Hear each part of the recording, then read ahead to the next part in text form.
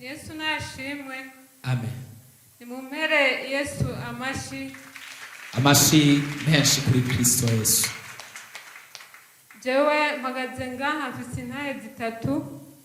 Intahe ya mbere, shima Imana ngene Imana yazuye umwana wanje, kandi ndashima Imana ingene Imana yaduhaye umuvyeyi adukunda, niyo tuba tutari kumwe aradusengera kandi amasengesho yiwe akadushikira. Umwana wanje Imana iramuzura biciye ngaho gicaniro, igihe umuvyeyi wacu yavuga ko dutangura igikorane c'indwi yose. Iyo ndwi yose yaraheze, ndasenga Imana impa kukibamwo. Aca aravuga ngo Imana yamubwiye ko igikorane kibandanya iyindi ndwi. Indwi igira kabiri, umunsi ugira kane, niho umwana wanje yabohotse biciye ku gicaniro c'Imana.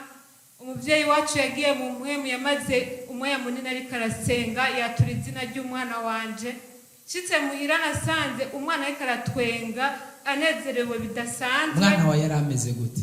Yari yaramuhaye isumo, kandi yahawe isumo n'uwo bavukana, umwana mukuru w'umugabo wanje. Muri iyi minsi rero ariko amutega indi mitego, amuha indi sumu. Namubwiye, wewe waranse kutuva inyuma, wewe ko wase kutuva inyuma uzotugwa inyuma. Aca aravuga ngo je sinzova inyuma, ngo kandi sinzorekura, ngo siniteguye no kurekura. Namubwira sawa. Waciye usanga rero vyagenze gute? Naciye nsanga umwana ariko aratwenga anezerewe. Iryo joro ryose yaguma atwenga, bise umunezero udasanzwe. Navuga nti Imana yo mwijuru, urakoze kuko uvuye umutima wanje ibikomere nari mfise. Yari yaronze gushika naho twabona amagufa yonyene. Rero ndashima Imana ko umwana wanje ari muzima uno munsi. Imana guhera uwo munsi yateye imuha umubiri mushasha udasanzwe. Ubuye aravyibusha ameze neza. Uwundi munsi nzoza ntanga ikimazi c'ishimwe, nzomuzana, nzomubona ameze neza cyane. Nzomuzane tumubone. Ego, nzomuzana. Kandi ndashima Imana kubw'umuvyeyi wacu. Igihe cyose naba mu ntambara zikomeye, ndiko ndinjira mu nzu, numva ariko aravugishwa mu ndimi mu nzu yanje. Nukuri ndashima. Waguma wumva ijwi ryanje mu nzu wawe? Ego, indwi yose vyaramaze ikiringo c'indwi yose. Komera Imana amashi menshi cyane gose. Hallelujah. Intahe igira kabiri, yaravuze ari ku gicaniro ati Imana imbwiye ko igiye kwambika abantu bayo, nanje narimwo. Ndabwira Imana, Mana ndagushimiye ko utabura inzira. Imana yarangendereye itariki 16 z'ukwindwi ngaha ku gicaniro muri Burakeye. Sinigera nsiba muri Burakeye n'umunsi wa rimwe.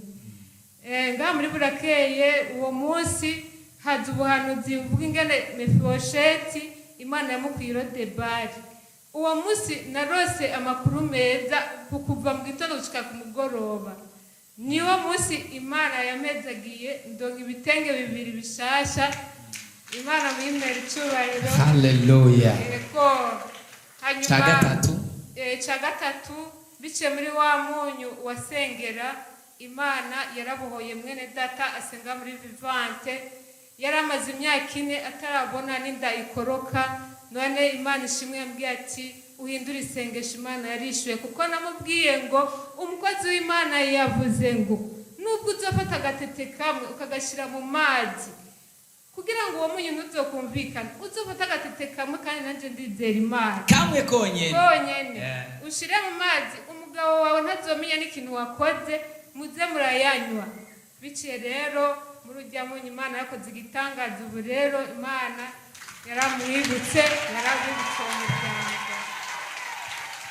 Ubu yararonse umwana? Ntaramuronka, ariko yiteguye. Ariko ari ibungezi. Ego, kandi namubwiye nti ubu mwana tuzobandanya tumusengera, ntuzokwigera urwara kubera Imana gushika uvyare. Yavuye ku gicaniro ca repentance. Ego. Tukomere Imana amashi menshi cyane. Hallelujah. Wajeje? Naye yanje yariyo, abayumvise Imana ibagirire neza. Kuba ku gicaniro ca repentance nukuri nagomba nshingiye intahe.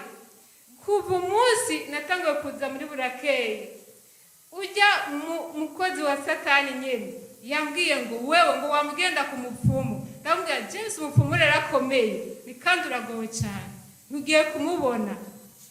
Ndamubwira ni uyo arakomeye cyane ni kandi uragowe ugiye kubibona. Iyo niyo ntaye umupfumu wese ico yoba ari cyo cyose nubusa imbere y'Imana.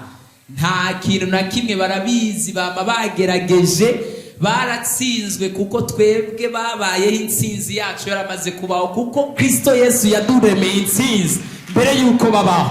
Urashobora gusubira mu kibanza dukomera Imana amashyi menshi cyane gose.